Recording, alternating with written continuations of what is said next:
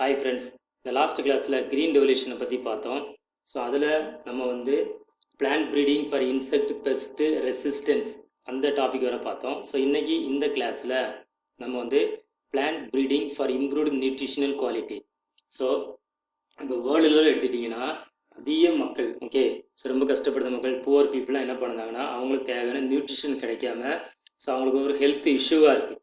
So அது வந்து நம்ம வந்து அண்டர் நியூட்ரிஷன் அல்லது ப்ரோட்டீன் மால் நியூட்ரிஷன் அந்த ப்ராப்ளத்தால் இது வந்து இருக்குது. ஆனால் இது வந்து நம்ம வந்து இது வந்து நமக்கு அது ஹியூமன் பீயிங் மட்டும் இல்லாமல் இது அனிமலுக்கும் இந்த சேம் ப்ராப்ளம் இருக்குது.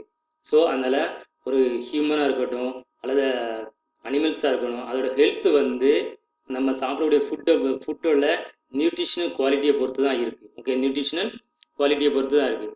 ஸோ அந்த ஃபுட்டில் உள்ள அந்த பிளான்ட்டில் உள்ள நியூட்ரிஷனல் குவாலிட்டி வந்து அதில் உள்ள இந்த quality and quantity of nutrients இதை பொறுத்து தான் இருக்குது. ஸோ அதை சம்மந்தப்பட்டு தான் இருக்குது. அதே மாதிரி நம்ம இந்த நியூட்ரிஷன் குவாலிட்டியை வந்து அதாவது இம்ப்ரூவ் பண்ண முடியும். ஸோ அதை இம்ப்ரூவ் பண்ணால் இந்த protein content and quality of protein, so இதை வந்து நம்ம பிளான்ட்ஸில் வந்து இம்ப்ரூவ் பண்ண முடியும். எப்படின்னா இந்த ஹைப்ரிட் பிளான்ட் ப்ரீடிங், ஸோ அந்த ப்ராசஸ் மூலம் இதை வந்து இம்ப்ரூவ் பண்ண முடியும். ஸோ அதுமாதிரி ஆயில் கண்டென்ட்டை இம்ப்ரூவ் பண்ண முடியும், மினரல் கண்டென்ட்டையும் நம்மளால் இம்ப்ரூவ் பண்ண முடியும்.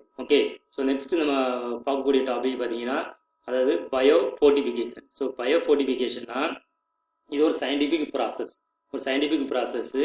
அதாவது நமக்கு டிசைரபிள் நியூட்ரியன்ஸ், ஸோ நமக்கு தேவையான நியூட்ரியன்ஸை நம்ம என்ன பண்ணுதோம்னா அதாவது விட்டமின்ஸாக இருக்கட்டும், ப்ரோட்டீன்ஸாக இருக்கட்டும், மினரல்ஸாக இருக்கட்டும், அந்த பிளான்ட்ஸில் நம்ம வந்து என்ன பண்ணுவோம், டெவலப் பண்ணலாம். ஸோ அந்த ப்ராசஸ்க்கு பேர் தான் பயோஃபோர்ட்டிஃபிகேஷன். நமக்கு தேவையான நியூட்ரிஷனை வந்து நம்ம பிளான்ட்ஸில் வந்து பிளான்ட் ப்ரீடிங், ஸோ அந்த ப்ராசஸ் மூலம் என்ன பண்ணலாம், டெவலப் பண்ண முடியும்.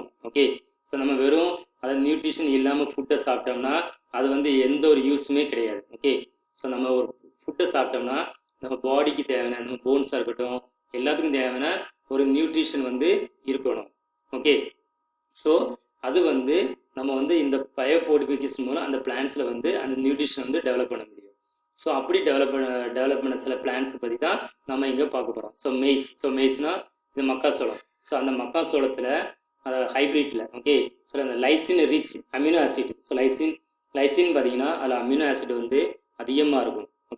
அப்படி உருவாக்கப்பட்ட ஒரு மெய்ஸ் வெரைட்டிஸ் தான் பார்த்தீங்கன்னா இது புரோட்டீனா, சக்தி அண்டு ரத்னா. ஸோ இது வந்து இந்தியாவில் டெவலப் பண்ணாங்க. ஸோ நெக்ஸ்ட் பார்த்தீங்கன்னா அட்லஸ்ட் 66. ஸோ இது வந்து ஒரு வீட்டு வெரைட்டி. ஸோ இதில் பார்த்தீங்கன்னா இதில் வந்து ப்ரோட்டீன் கண்டென்ட் வந்து அதிகமாக இருக்கும். ஸோ அதேமாதிரி இன்னொன்று பார்த்தீங்கன்னா இந்த ஒரு ரைஸ் வெரைட்டி இருக்குது. ஸோ இதில் பார்த்தீங்கன்னா இந்த அயன் ரிச், ஸோ இது அயன் ரிச் வந்து அதாவது இதில் வந்து அதிகமாக செறிவூட்டப்பட்டுள்ளது, அதாவது இதில் வந்து அதிகமாக இரும்பு சத்து வந்து இருக்கும். ஸோ அதுமாதிரி நெக்ஸ்ட் பார்த்தீங்கன்னா விட்டமின் ஏ. ஸோ இப்போ கேரட்டாக இருக்கட்டும், பம்ப்கினாக இருக்கட்டும், ஸ்பினச். ஸோ ஸ்பினச்னா நம்ம கீரை வகைகள். ஸோ இதில் வந்து விட்டமின் ஏ வந்து அதிகமாக இருக்கும். ஸோ இதுதான் அதை plant breeding for improved nutrition quality, அதில் உள்ள பயோஃபோர்ட்டிஃபிகேஷன். ஸோ பயோஃபோர்ட்டிஃபிகேஷன் வந்து ஒரு இம்பார்ட்டன்ட் கொஸ்டின்ஸ். அதே மாதிரி பார்த்தீங்கன்னா இந்த புரோட்டீனா, சக்தி, ரத்னா, ஸோ இதெல்லாம் இம்பார்ட்டன்ட் ஒன் வேர்ட் கொஸ்டின்ஸ். அது மாதிரி இந்த நம்ம ஏற்கனவே பார்த்தோம் இந்த பூசா கௌரவ், பூசா செம் 2, பூசா செம் 3, பூசா சவானி, பூசா A4. ஸோ இதெல்லாம் நீங்கள் வந்து ஒன் வேர்டுக்கு ரிலேட்டடாக உள்ள கொஸ்டின் ஆன்சர்ஸ். ஸோ அதில் இந்த ப்ராக்கெட்டில் உள்ளதை, இந்த பாக்ஸில் உள்ளதை தரவாக லேர்ன் பண்ணுங்கள்.